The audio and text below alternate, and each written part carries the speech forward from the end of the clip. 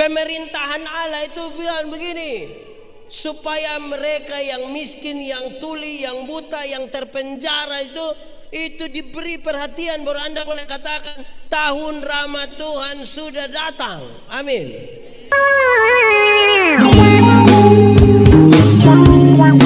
Semuanya shalom. Bapak-bapak, siapa yang ketika istrinya berselingkuh dia pakai cara Tuhan Yesus? Ketika ketahuan istrinya berselingkuh, dia cari dia punya istri, terus dia bilang, mama pergilah dan jangan berbuat dosa lagi. Bisa, ada kok. Weh, saya yakin kita akan bilang, mama pergilah dan jangan pulang lagi. Saya mau tanya, ibu-ibu, satu saat ketahuan suamimu berselingkuh dengan kawan kantor, boleh urus pakai cara Tuhan Yesus? Bisa cari suami terus bilang, papa pergilah dan jangan berbuat dosa lagi. Pasti bapak tua bilang begini, puji Tuhan.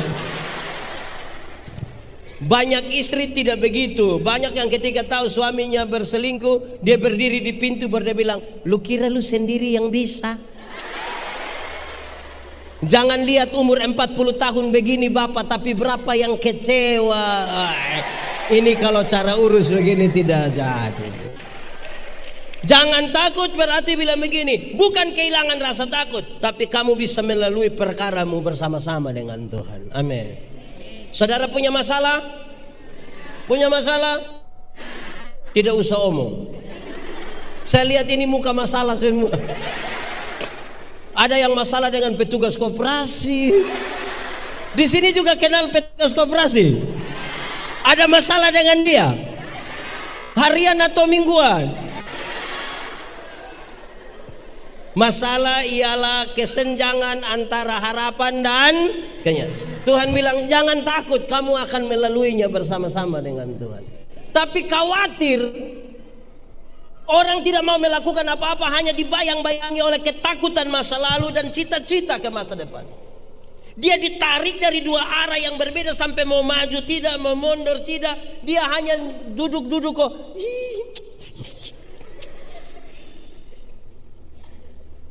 Sekarang nasihatnya bilang begini, hei, kenapa engkau khawatir untuk hal-hal yang dicari oleh bangsa-bangsa dunia? Apa yang engkau cari tentang tubuhmu, yang dipakai oleh tubuhmu? Apa? Tubuh itu lebih penting dari makanan, lebih penting dari pakaian. Kenapa kamu cari hal yang dicari oleh bangsa-bangsa? Terus dia sampai pada pembacaan tadi. Hidup ini ada kan? Untuk apa pakai pakaian bagus-bagus tapi tidak ada napas? Jemaat, mau pakai pakaian bagus kok tidak? Waktu masih ada napas atau tidak ada napas? Yakin? Berarti pakaian bagus waktu ada napas, betul? Makanya orang tua masih hidup itu beli memang kasih daun jas, supaya dong pakai waktu masih ada.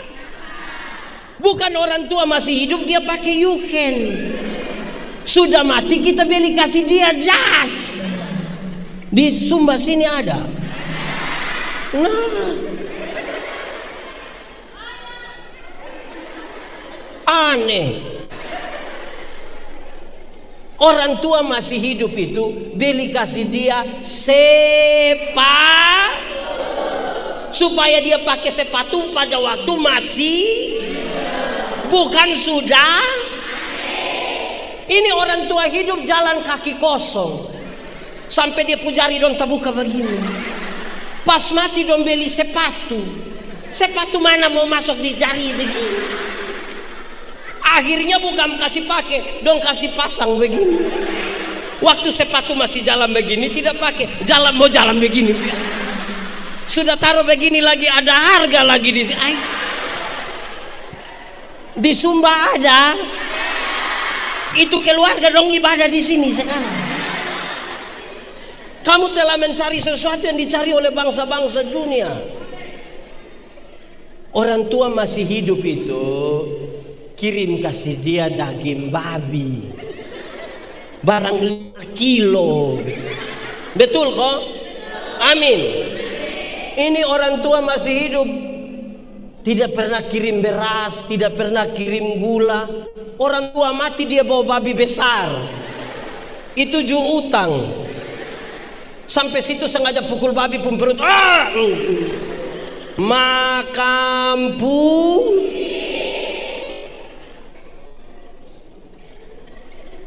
Tubuh lebih penting dari makanan. Hidup lebih penting dari kita punya dandanan semua. Lantas dia memuncak, dia begini. Karena itu, carilah dahulu kerajaan Allah dan kebenarannya. Kerajaan Allah dan kebenaran. Saudara jangan pikir hanya soal berdoa. Sama kata saudara, kerajaan Allah berkaitan dengan pemerintahan. Kerajaan itu pemerintahan Allah. Carilah, taruhlah seluruh perhatian kita, seluruh hidup kita, apa yang kita lakukan, apa yang kita pakai, apa yang kita buat, taruhlah perhatian kepada pemerintahan Allah itu. Itu namanya carilah dahulu kerajaan Allah.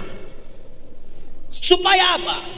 Apapun yang kamu perbuat, perbuatlah dengan segenap hatimu seperti untuk dan bukan untuk. Termasuk ketika kamu beribadah, ketika kamu membangun relasi dalam persekutuan, seperti untuk Tuhan dan bukan untuk jemaat. Senyum itu baik atau tidak? Senyum baik atau tidak? Tapi saya mau kasih tahu saudara, tidak semua senyum tulus. Kita datang, kita bilang selom, selom, kita lewat bersepar.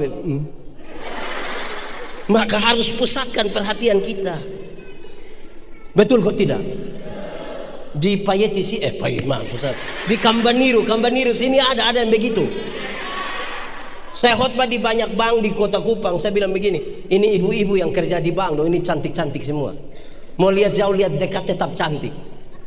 Dong pakai pakaian bagus-bagus, kerja di tempat yang ber-AC, tertata rapi sekali. Wih, kita pi bank ini macam kita tidak mau pulang. Macam kita mau lihat-lihat terus muka begini kita mau pulang. Kita baru naik tangga terakhir dengan santun sekali orang bilang begini, selamat siang, ada yang bisa kami bantu? Terus saya tanya dong, bilang begini, ibu-ibu, siapa di antara ibu-ibu yang waktu bangun pagi lihat suami pas bangun terus dia bilang selamat pagi, ada yang bisa kami bantu? Jadi lakukanlah segala sesuatu itu seperti untuk. Pusatkanlah seluruh perhatianmu kepada kerajaan itu dengan pemerintahnya. Segala sesuatu akan ditambahkan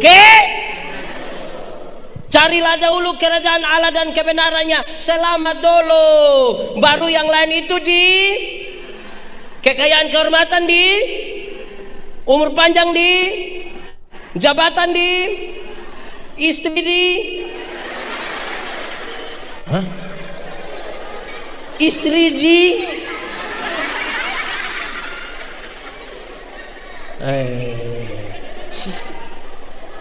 omong istri tambahkan ini ibu-ibu muka merah semua. Jemaat, ada banyak orang pemalas cari kerajaan sorga. Saya bicara dia dalam dua perspektif. Pertama, saudara, ada orang yang dia kerjasa, tidak pernah datang ibadah, hanya urus kerja. Terus kita panggil bilang, ama ikut ibadah, dia sibuk. Di sini ada. Siapa punya suami? Coba angkat tangan, angkat tangan.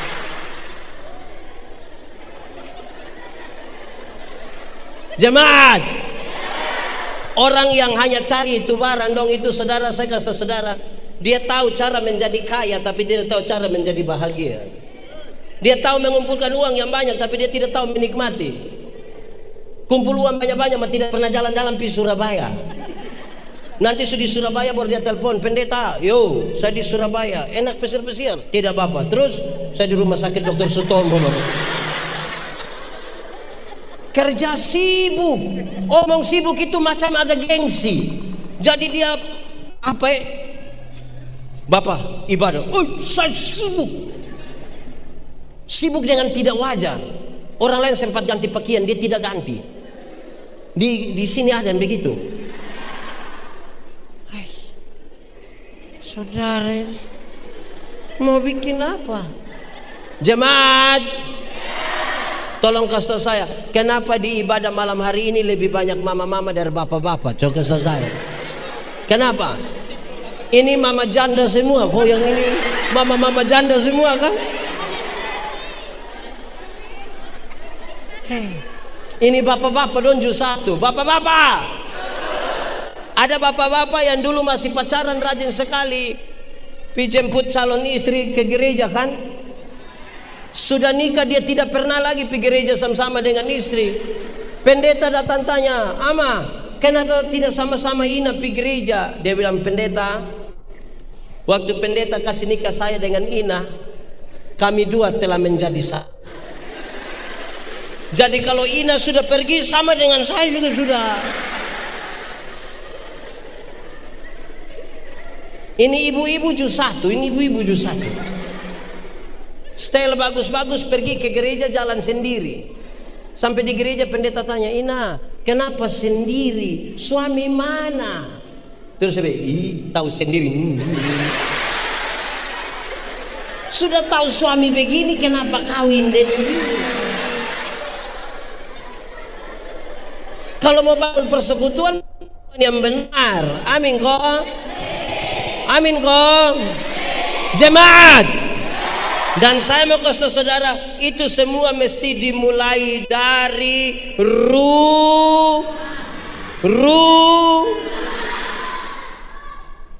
Kalau di rumah suami tidak pernah pimpin ibadah, jangan harap dia ikut ibadah di sini. Kalau dia sampai datang dia punya nama pencitra. Kenapa lihat saya? Dulu waktu Covid, ibadah di rumah kan? Waktu ibadah di rumah ada dua hal yang saya mau bilang. Pertama, ada yang bilang, "Pendeta, kami semua tidak sekolah teologi seperti pendeta, jadi khotbah-khotbah pendeta itu ditulis. Bapak sebagai imam dalam keluarga, mereka yang berkhotbah." Oke, kami tulis, kami kirim. Pas hari Minggu anak-anak sudah duduk, istri sudah duduk, bapak yang belum datang. Bapak datang terakhir. Bapak sudah pakaian batik lengan panjang. Pas bapak masuk ruang ibadah, anak-anak langsung bilang, "Wih." Pas anak-anak bilang wih, bapak lu, "Kamu ibadah, saya tidak ibadah lagi." Betul? Siapapun bapak angkat tangannya. Nah ini anak pun bapak ini ada. Ini ya. Kedua, jemaat, waktu pertama kali karena Covid ibadah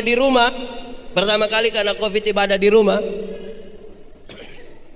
hari Sabtu saya bilang kepada istri saya, Ibu Pendeta, saya bilang, "Mama, Simon ambil mimbar kecil taruh di rumah." Simon itu koster di gereja kan. Ibu Pendeta jawab saya bilang begini, "Untuk apa?" "Mama,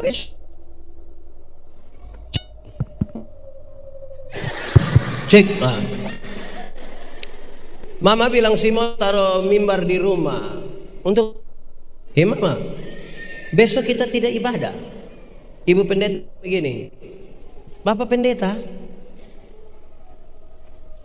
Bapak, besok itu lepas Bapak punya toga, lepas Bapak punya kolar, sebut ke pendetaan Bapak lepas. Besok itu seorang suami, seorang imam dalam keluarga sementara memanggil istri dan anak-anaknya untuk ada. Bukan pendeta, bukan siapapun, tapi dia sebagai kepala keluarga. Kami mulai ibadah hari Minggu itu,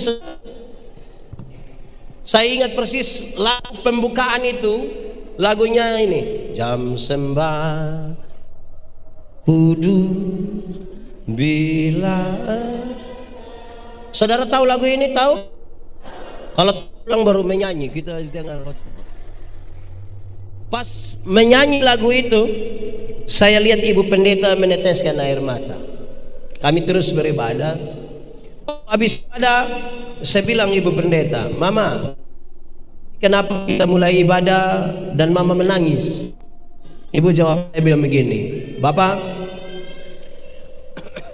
awal-awal ketika gereja mulai berdiri, beribadah, bersekutu bersama-sama itu sesuatu yang sulit sekali.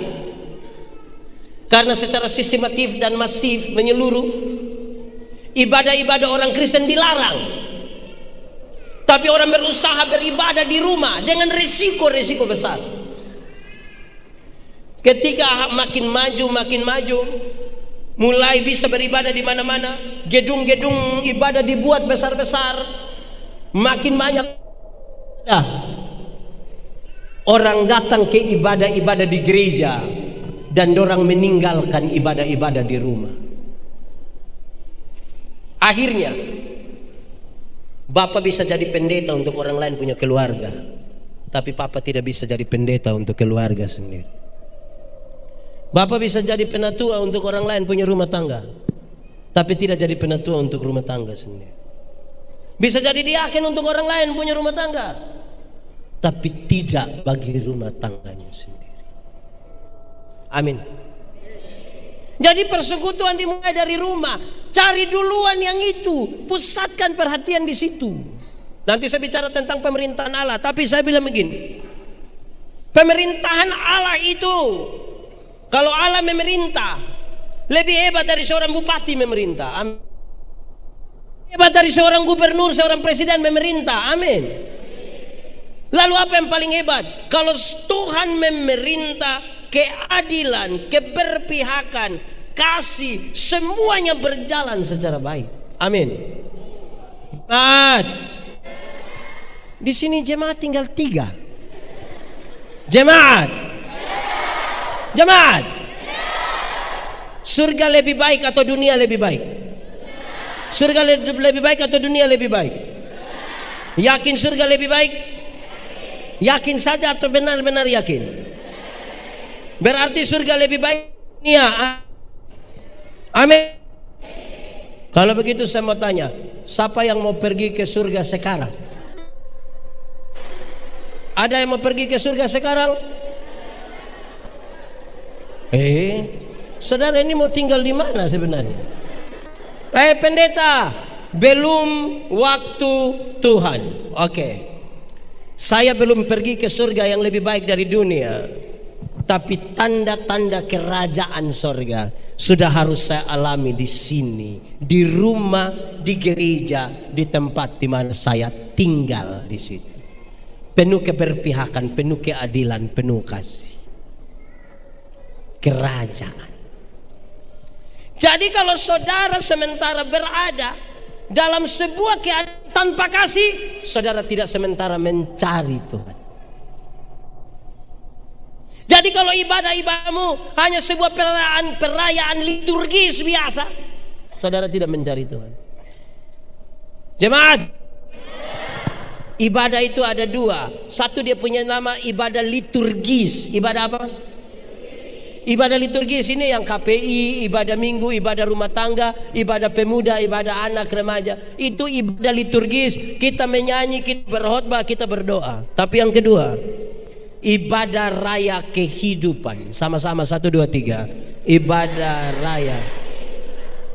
Apa maksudnya? Waktu saudara habis ibadah liturgis, apa yang saudara lakukan ketika saudara kembali ke rumah? Itu ibadah raya kehidupan. Orang tanya saya, pendeta, khotbah yang baik itu yang karmana? Saya lupa maksud.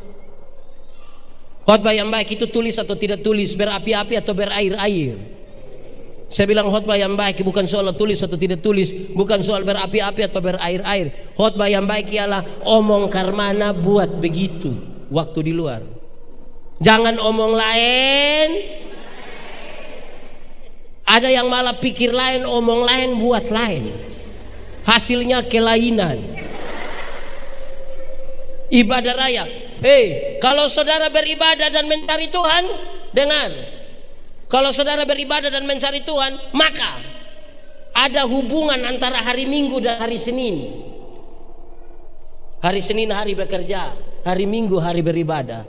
Ibadah yang kita dapat, kita pakai di hari Senin ketika kita bekerja. Amin kok. Untuk apa kita datang menangis-menangis di ibadah hari Minggu, hari Senin kita gila kembali.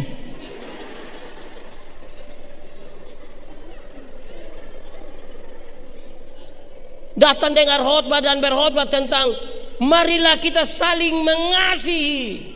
Pulang istriku ini bangka. Khotbah tentang marilah kita berbagi. Hendaklah seorang berpikir tentang orang lain. Haleluya, haleluya. Di sini dia menyanyi dan sukacita. Haleluya, haleluya, haleluya, haleluya. Kenapa saudara tidak tahu ini lagu? Lalu kenapa suruh saya solo? 3, 4. Haleluya, haleluya, haleluya, haleluya. Lebih kuat. Haleluya. Puji Tuhan. Sama-sama 3, 4. Puji Tuhan. Haleluya. Puji Tuhan. Haleluya. Puji Tuhan. Haleluya. Puji Tuhan. Dia menyanyi mantap, senang-senang. Buka ame kios 1 di situ, dia pu harga halilintar. Tidak ada hubungan antara dia punya nyanyian dan dia pun kios pu harga. Supaya kalau kita membangun persekutuan, bangun yang benar. Kesulitan terbesar dari kekristenan di tempat-tempat mayoritas Kristen adalah memberi nilai, memberi rasa, memberi nilai, memberi rasa. Amin kok. Anak-anak, kamu beribut-beribut, kamu belum tahu ini Om Pendeta. Bosan coba lah.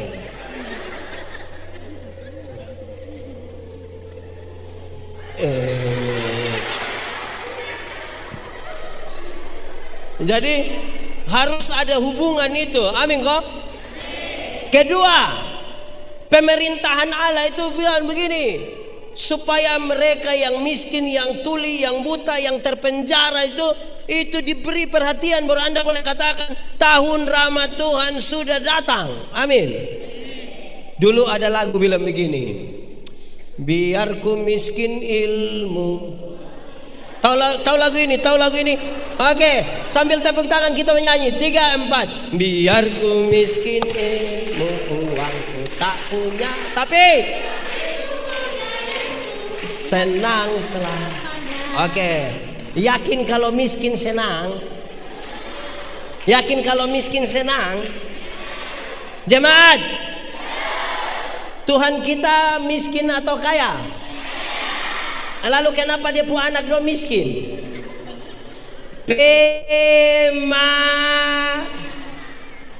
Pemalas pakai bahasa sabu bilang apa? Anak-anak, Tuhan kita pintar atau bodoh? Kenapa dia punya dong bodoh?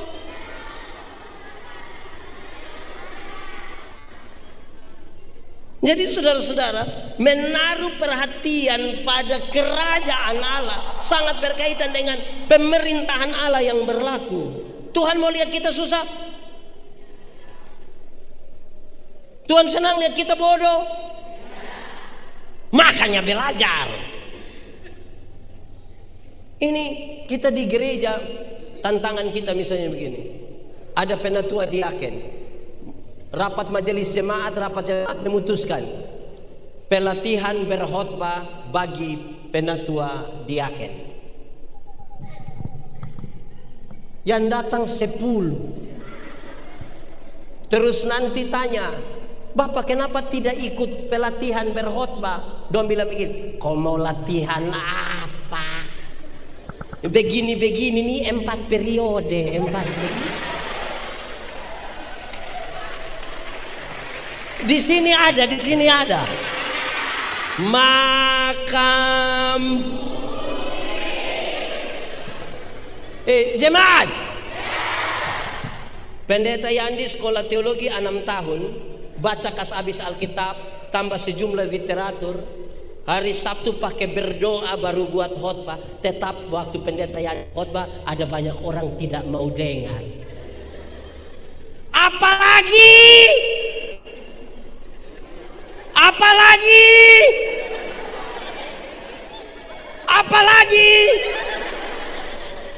Betul pendeta yang suka belajar habis ini Alkitab, khotbah sama si jemaat tidak suka dengar. Apalagi? Tapi bikin program tidak mau datang. Lalu saudara bilang, membangun persekutuan yang mencari. Aduh.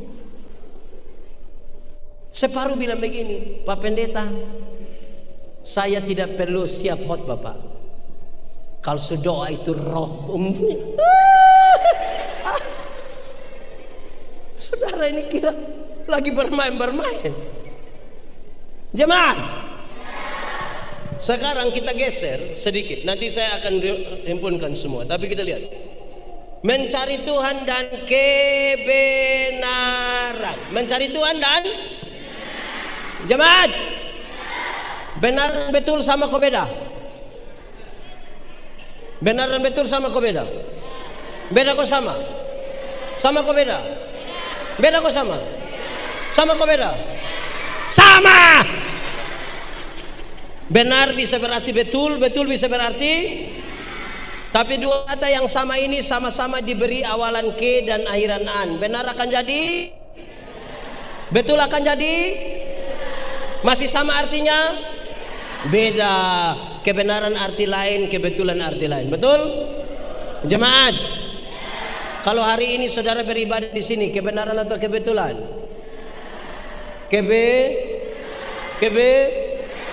Kebenaran, amin. Saya kira kebetulan, tidak, ini kebenaran. Kalau kita masih hidup hingga hari ini, kebenaran atau kebetulan? Kalau Tuhan Yesus mati bagi saudara-saudara, kebenaran atau kebetulan? Oke, saya geser sedikit. Kalau kita kulit hitam, kebenaran atau kebetulan? Kalau kita kulit hitam, kebenaran atau kebetulan? Kenapa saudara mulai ragu-ragu? Kalau kita rambut keriting, termasuk kebenaran atau kebetulan? Jemaat, banyak orang merasa dia tinggal dalam kebenaran, padahal belum tentu. Kenapa? Dengar, kebenaran dalam Alkitab punya 3 unsur, punya 3 dimensi. Punya berapa? Punya berapa? 1. Kebenaran itu punya dimensi legal, legalitas. Sama-sama apa itu? Ikut aturan. Semua bentuk pelanggaran terhadap aturan Tuhan tidak suka, Tuhan tidak mau. Jadi kalau orang hidup di dalam kebenaran harus taat pada aturan. Amin. Di sini ada yang tukang langgar aturan. Saya kasih contoh. Ibu pendeta, Pak Pendeta, minta maaf saya tanya. Di sini ada katekisasi? Harus berapa lama ikut katekisasi? 4 bulan. 4 bulan kali 4 minggu berapa? 16 kali pertemuan kira-kira. Orang lain punya anak boleh ikut setengah mati 4 bulan. Tapi dia pembapa dan dia pemama datang ketemu pendeta bertanya, nanti Desember ini ada sidiko, ada kok? Kenapa? Kita punya anak yang sekolah dokter itu, pintar sekali, dia terlalu pintar itu. Itu dosen belum tahu, dia sudah tahu, itu dia sudah tahu. Kenapa? Nanti kalau dia datang Bapak Mam Pendeta boleh tabis langsung, kok boleh tabis. Ikut dulu katekisasi. Katekisasi. Di sini ada yang begitu, yang orang lain punya anak ikut setengah mati dia datang. Ada. Itu yang paham apa dong itu yang model itu? Kebenaran itu ikut aturan, bukan langgar-langgar, bagaya. Pendeta tidak mau tersinggung. Terus atur kok kas pindah pendeta.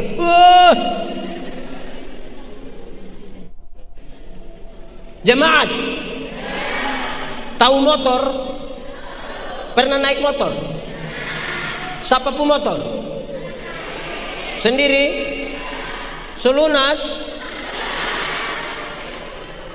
Kalau saudara naik motor, SIM ada, STNK, pakai helm, lampu-lampu ada, kaca spion ada operasi lalu lintas di sebelah situ. Berani masuk? Kenapa berani? Ikut aturan. Coba kalau SIM tidak ada, STNK tidak ada, lampu-lampu tidak ada, tidak pakai helm, tidak ada kaca spion, ada operasi lalu lintas di situ, berani pergi? Kenapa tidak berani? Kenapa tidak berani? Tapi kan kamu bohong polisi toh.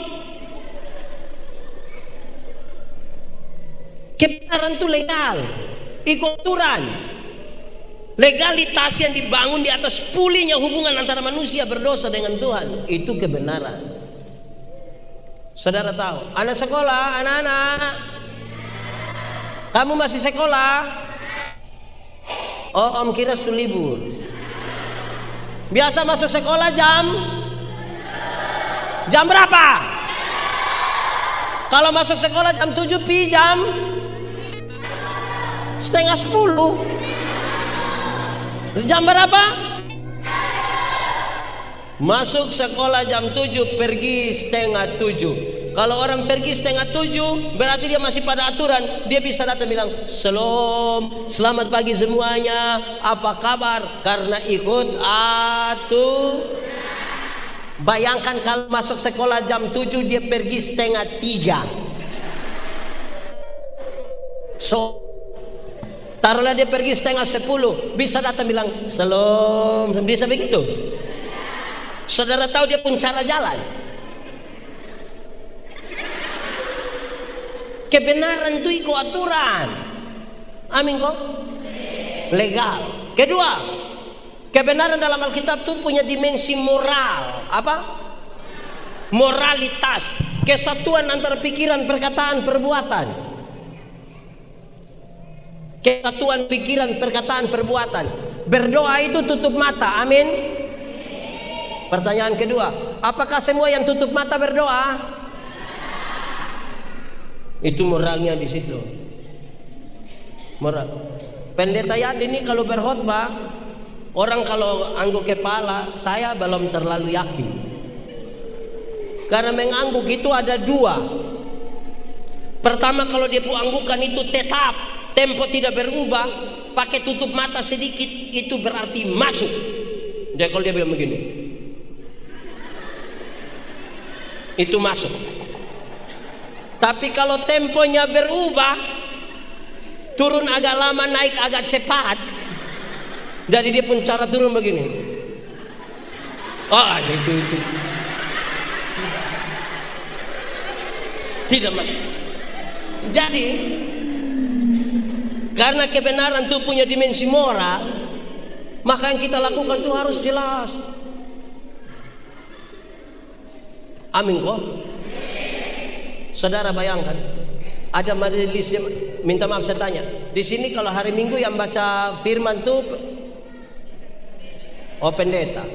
Kalau di gereja kami yang baca firman itu ada yang penatua yang baca. Kadang-kadang dong siap, dong tidak siap. Nanti dia sudah datang terlambat lagi, baru sekretaris jemaat ambil stola kok cepat-cepat ya, Bapak firman. Terus dia datang, dia maju, ini kan sukeringat, jadi dia mulai pada mulanya Tuhan mencipta. Tapi harapan membangun persekutuan yang mencari Tuhan. Bagaimana bisa? Ibu-ibu, di sini ada vokal grup atau paduan suara ibu-ibu. Aman kok? Waktu pilih pakaian seragam aman. Dorang tidak sibuk di menyanyi, dong sibuk di baju apa. Polos kok ada motif strap di sini, kok begini, kok itu yang dong sibuk. Tapi tampil di sini gayanya tua.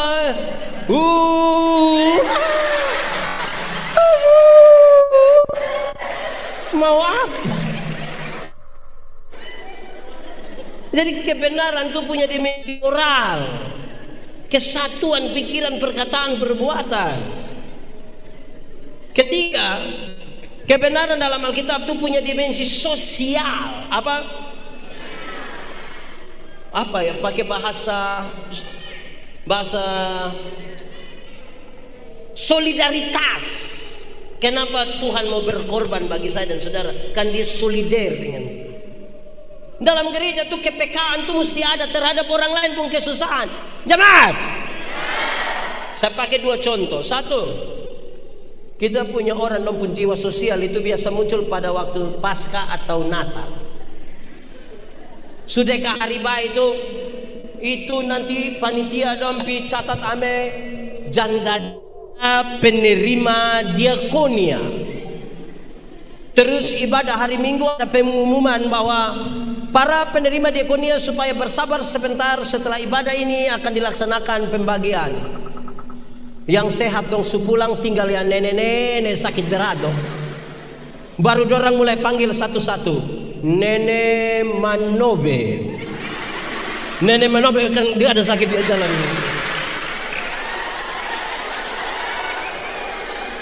Sampai terus panitia ambil kantong plastik merah, kan ada isi beras, gula, sabun, minyak.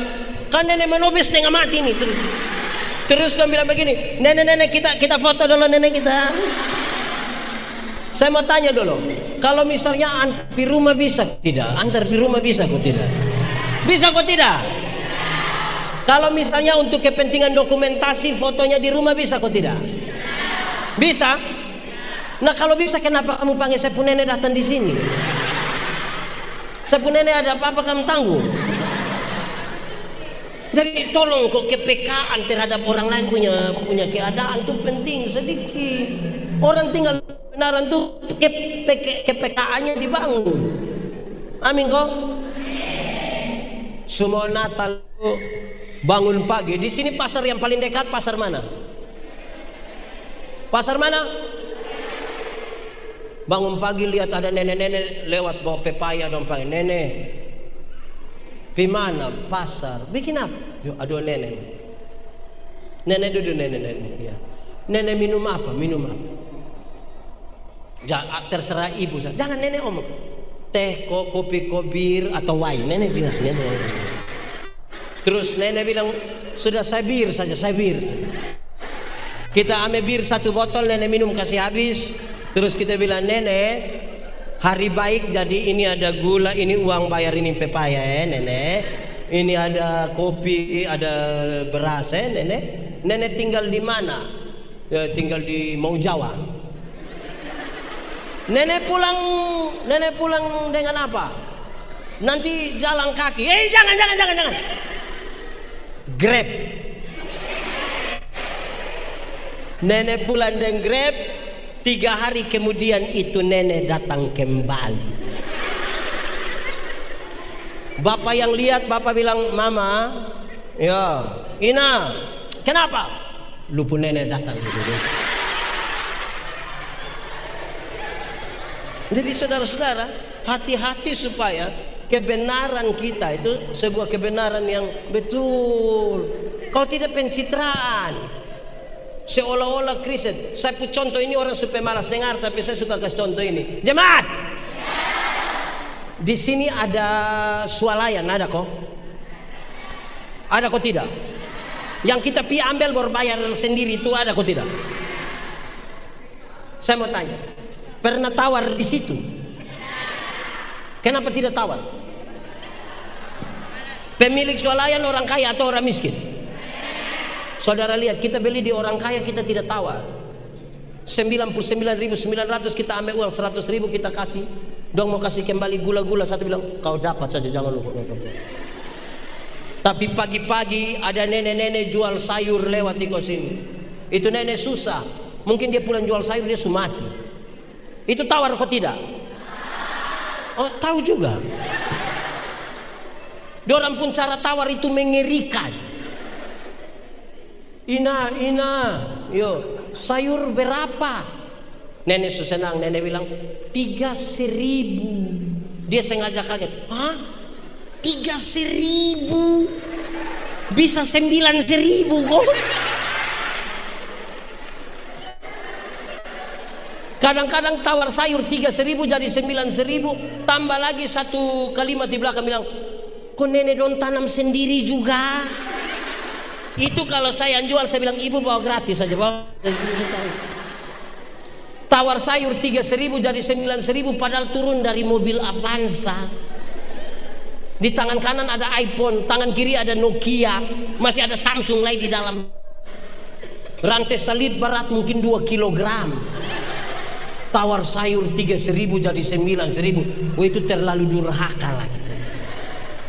Ibu-ibu, mulai besok tawar sayur tuh terbalik dari itu. Bisa? Yakin? Jadi besok tanya itu nenek, Ina sayur berapa? Dia kasih tahu 3.000. Jangan 3.000, bisa 3.000.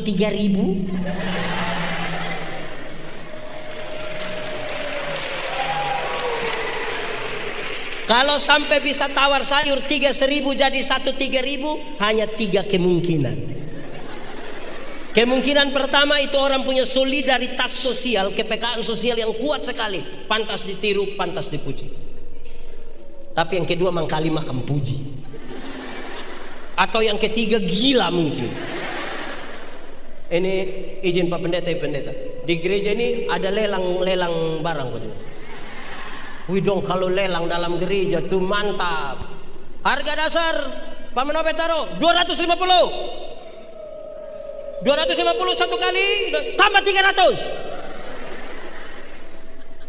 552 kali tambah 473.000. Itu seberapa? Seberapa itu? Makanya pakai kalkulator. Wih, kalau di sini kita harga dong tinggi semua.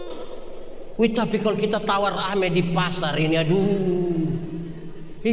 Tapi ada juga yang tawar tinggi-tinggi di sini tidak. Ada yang tawar tinggi di sini, akhir tahun baru kita catat. Wih, ini bab tua dia ambil tapi tidak pernah bayar. Hanya ambil saja.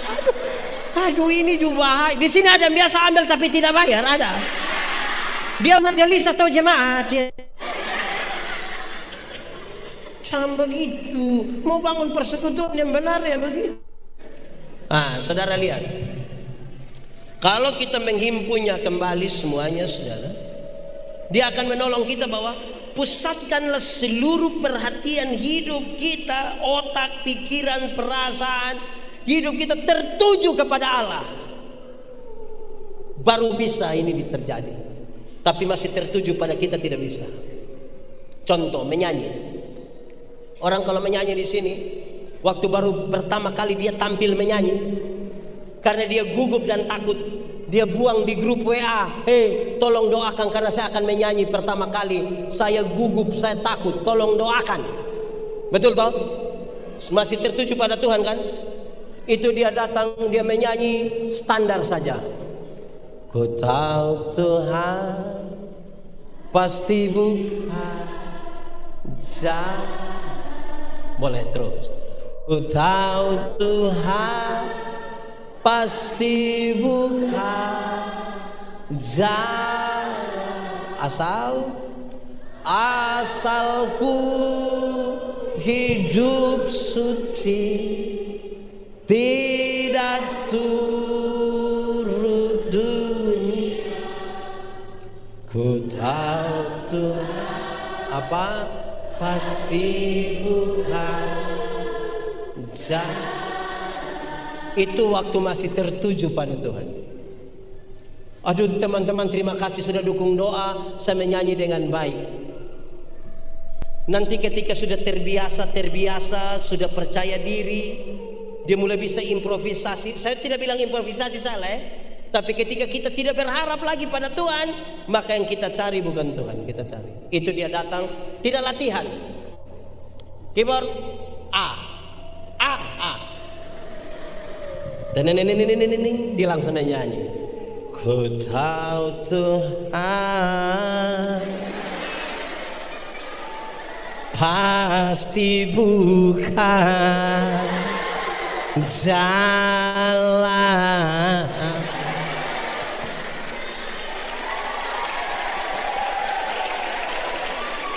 Ku tahu Tuhan pasti bukan. Tidak salah improvisasi, tidak salah. Tapi janganlah kalau hati kita tidak terpaut lagi kepada Tuhan.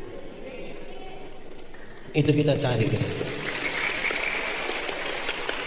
Itu kita cari. Bayangkan kalau ada satu keluarga, anak perempuan 2 orang, istri perempuan atau laki-laki? Oh, berarti yang laki-laki dalam itu rumah berapa orang? Bapak sudah terbiasa didengar di itu rumah. Tapi tetangga sebelah juga itu bapak 1 orang biasa didengar. Itu bapak 1 orang, itu bapak 1 orang, itu bapak 1 orang. Semua biasa didengar di rumah. Ada 10. Ada berapa? Dan 10 yang sudah terbiasa didengar di rumah, 10 terpilih di majelis, dan 10 rapat. Menurut saudara ada kursi yang kena lempar kok tidak? Ada yang tersinggung kok mau keluar kok tidak? Karena dia di rumah sudah sering didengar. Dia kira kalau dia omong di sini semua mesti dengar dia. Tidak ada kerendahan hati dalam bahasa. Di sini ada majelis yang sombong-sombong ada. Ada. Dia faham apa dia? Saudara-saudara, kalau tanpa kerendahan hati kita mencari Tuhan, itu kita cari diri, cari hal tadi. Cari hal. Saudara, saya ada di beberapa jemaat. Kadang-kadang saya protes, saudara. Persembahan itu kata dasarnya sembah, bukan sumbang. Bila perlu tidak usah tulis nama, tidak usah apa-apa. Tapi separuh biar Pak tulis supaya biar yang lain tahu kita. Terima kasih kepada keluarga Manobe yang telah menyerahkan 200.000 untuk membantu pembangunan. Keluarga Manobe bang, terima kasih. Supaya apa? Supaya apa lagi saudara? Supaya apa saudara kesal saya? Supaya apa? Tidak usah bikin diri inti. Biarlah Tuhan yang dimuliakan lah untuk kita. Amin kok. Amin kok. Dan itulah persekutuan yang mencari Tuhan. Orang tanya, Tuhan, saya mau ikut Engkau, tapi pikir-pikirlah dahulu. Pikir-pikirlah dulu. Ingat, serigala punya liang, burung punya sangkar, anak manusia tidak ada tempat meletakkan kepala. Pikir-pikirlah dahulu supaya keputusan engkau untuk mengikuti Tuhan adalah keputusan yang paling tinggi dan tidak ada keputusan lebih tinggi dari itu. Pikir-pikirlah dahulu. Lantas lebih dari itu dia bilang begini, karena itu orang yang ikut kita, wah!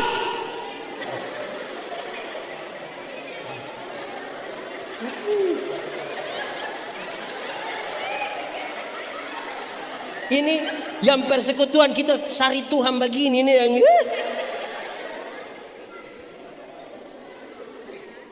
jemaat. Saya mau bilang saudara, barang siapa mengikut aku dia mesti menyangkal diri, memikul salibnya dan mengikut aku. Menyangkal diri itu artinya begini, bukan saya, tapi bukan saya. Siapa yang bangun itu gedung kebaktian Kambaniru? Bukan saya, tapi padahal dia yang ketua pembangunan. Orang tanya siapa yang bangun? Bukan saya, tapi padahal kita yang kumpul uang, kita yang bawa ini envelope persembahan. Waktu tanya, bukan, tapi bayangkan kalau kita tanya, Pak Manobe, siapa yang bangun itu gedung kebaktian Kambaniru? Terus dia bilang, bukan saya. Coba kamu cek saja. Coba kamu.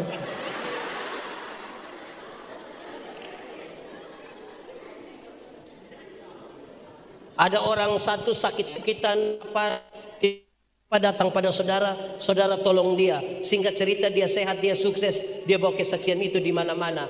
Orang-orang diberkati dengan kesaksiannya. Kesaksian itu sampai ke telinga saudara. Kira-kira akan apa yang saudara bilang? Waktu itu datang sini semua mati, Pak. Untung. Nah itu dimulai. Kita pendiri ini seringkali kita taruh di depan. Jemaat. Ini dalam gereja nama persekutuan, apalagi gereja-gereja mainstream seperti GKS, Gemit, kita tuh hampir-hampir tidak kenal yang dia punya nama solo. Tapi nyanyian bersama. Nuansanya persekutuan. Waktu ini anak-anak mau tampil ini, saudara jangan lihat mereka pun tampilan ini. Latihan berapa lama? Di 1 bulan yang lalu mereka mulai berkumpul, berlatih dari yang hanya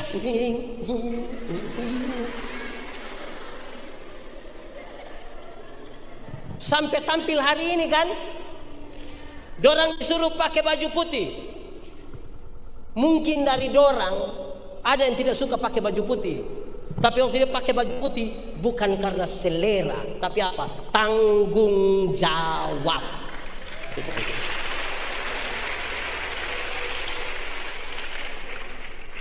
Di sini mereka menjaga. Diorang akan menyanyi. Sebentar lagi kan semua Natal akan menyanyi. Hai dunia, gembiralah dan sambutlah. Itu kan harus jaga di akord toh. Tidak mungkin kita mau menyanyi yang satu muncul. Hai dunia, tidak bisa jaga. Persekutuan. Tidak boleh ada satu orang jadi inti di sini. Persekutuan adalah sebuah pengalaman bersama. Pengalaman bersama. Yang kita combine mereka, kita atur mereka baik-baik. Ini nyanyian bagi Tuhan. Semua orang menjadi penting. Makanya tadi saya bilang, jangan satu orang dia bawa semua. Itu bukan persekutuan. Gambaran tentang persekutuan disebutkan. Hei jemaat, kepala gereja, kita anggota-anggota dari satu tubuh. Mata karena dia mata, dia tidak lebih penting dari telinga. Tangan tidak lebih penting dari kaki, betul kok tidak?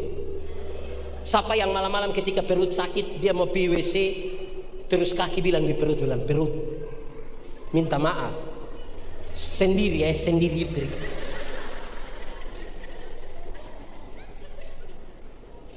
Saya punya kalimat paling banyak dipakai di seluruh Indonesia ketika saya kasih gambaran tentang merawat kebinekaan, merawat persekutuan tuh, itu ibarat makan kolak. Tahu kolak? Pernah makan kolak? Nah kolak terdiri dari apa? Ubi, pisang, santan, gula. Sudah jadi dia pun nama? Waktu sudah jadi kolak, makan pisang masih rasa pisang kok tidak? Masih, tapi ada rasa baru yang ditambahkan sebagai bagian dari sebuah kebersamaan. Tidak ada upaya untuk saling menghilangkan. Betul kok tidak? Bisa berkumpul di satu tempat, Panci atau Periuk. Betul kok tidak? Saya Timur, ada yang Sabu, ada yang Sumba, ada yang Jawa, Sumatera, Surabaya, Batak Teh, gitu semua berkumpul di sana. Tidak ada upaya meninggalkan toh. Mau makan kolak juga, bukan kita makan pisang di sana. Pindah makan ubi di sana, pindah minum santan di sana, baru terakhir duduk di atas kompor di sini, kan tidak begitu. Campur semua toh jadi satu toh. Jangan kelola persekutuan sama kayak minum kopi. Tahu kopi? Pernah minum kopi? Kopi terdiri dari gula, air, kopi. Sudah jadi dia pun nama. Nah yang lain pun nama. Kenapa kita semua tapi nama mesti kopi? Kita semua nama mesti kopi. Kita kopi terlalu lah. Jemaat, tahu tembok? Pernah lihat tembok? Yang mana? Oh yang ini. Oh ini tembok. Tembok terdiri dari apa? Semen, pasir, air. Sudah jadi begini pasir kelihatan. Karena dia tidak kelihatan, kita sepakat garuk kasih keluar kapur, ini pasir semua. Bisa?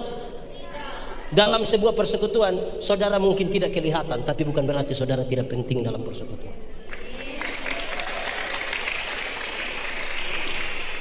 Dalam sebuah persekutuan, saudara mungkin kelihatan karena badan besar, tapi bukan berarti orang lain tidak penting. Supaya semua ini menjadi penting dalam sebuah persekutuan. Amin kok? Saudara-saudara, di tempat di mana semua persekutuan itu berdiri, Tuhan tidak membatasi siapapun. Siapapun boleh bergabung dalam persekutuan. Tidak ada pembatas. Siapapun boleh menikmati Tuhan. Dalam perspektif itulah saudara boleh menyanyi tentang persekutuan. Ku tak pandang dari asalkan berdiri, kalau hatimu seperti hatiku, kaulah saudara dan itu toh. Kenapa lihat saya? Jemaat, mari kita lihat yang bagian paling terakhir. Karena itu janganlah khawatir. Saya mau pakai kata khawatir dalam tema ini untuk menyampaikan, dalam persekutuan dengan Tuhan Allah tidak ada jeripaya yang sia-sia. Belum pernah ada satu orang pun karena memberi dirinya dalam persekutuan lantas dia menjadi orang yang paling miskin di dunia. Tidak ada. Belum pernah ada di dunia oleh karena persembahannya kepada Tuhan lantas kemudian dia tidak pernah punya apa-apa dalam hidupnya. Tidak ada. Tidak ada. Janganlah engkau khawatir. Ada yang pernah jadi mahasiswa dulu kok di Kupang, ada kok. Yang uang tinggal 1.000 ada kok. Tapi tetap kawan kos datang di kita pun kos ternak. Tapi saudara tidak khawatir kan, tetap makan saja, makan. Saya ganti. Ada yang pernah honor, ada kok. Ada. Yang gaji 300.000 tuh ada. Habis bulan masih lebih 10.000 toh. Setelah sudah diangkat gaji pokok 45 juta tambah uang ini uang itu. Habis bulan bendaharanya bawa kertas putih satu baru kasih tahu bilang supotong semua. Kita ini lebih khawatir ketika Tuhan memberikan kepada kita lebih. Saya punya contoh ini. Ada firman Tuhan, ada ini jadi lagu yang ini. Janjimu seperti fajar pagi yang tiada pernah terlambat bersinar. Cintamu seperti sungai yang mengalir, dan ku tahu betapa dalam kasih. Janji Tuhan seperti matahari pagi, amin. Selalu datang setiap waktu, amin. Tidak pernah terlambat, amin. Seperti sungai, amin. Berilah 1/10 dari hasil pertamamu dan ujilah aku. Lihatlah, bejana pemerahanmu akan berlimpah-limpah buah anggur. Benar itu janji Tuhan? Percaya? Yakin? Sekarang kita uji. Kalau 10.000 per puluhan berapa? Kasih kok hanya 10.000. Tuhan kasih naik 100.000 per puluhan, masih kasih kok hanya 10.000 kacang-kacang. Tuhan kasih naik 1 juta per puluhan, masih kasih, masih kok hanya 1 lembar. Bila perlu kita kasih. Tuhan kasih naik 10 juta per puluhan, berapa? Waktu perpuluhan 1 juta masih kasih. Kenapa mulai beda pendapat? Saudara lihat, makin besar kita makin ragu dengan Tuhan. Tuhan suka kasih 10 juta, dia angkat 1 juta di tangan kiri, 9 juta di tangan kanan, dia lihat ulang-ulang. Lihat 2-3 kali terus dia bilang, Tuhan juga mengerti kita. Ada jemaat yang kalau dia pi orang mati kok isi buku. Di sini ada yang isi buku kok dia orang mati. Woi, sana ada kok. Baik sudah, ini di sana. Ada yang kalau di orang mati itu dia isi buku, pendeta Manobe 13 juta. Tapi sembahan dia pucara isi begini. Bapak kenapa sampai begini? Pak Pendeta, tangan kanan memberi, tangan kiri tidak boleh tahu. Saya bilang amin, tapi saya tahu. Pendeta tahu apa? 1000. Karena 100 tidak mungkin begini. Sebegini lah pakai batok lah ya.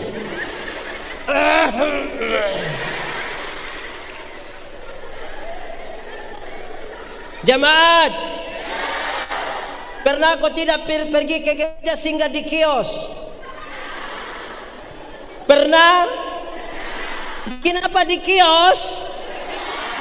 Tukar kasih besar. Aha. Itu kita pemasak.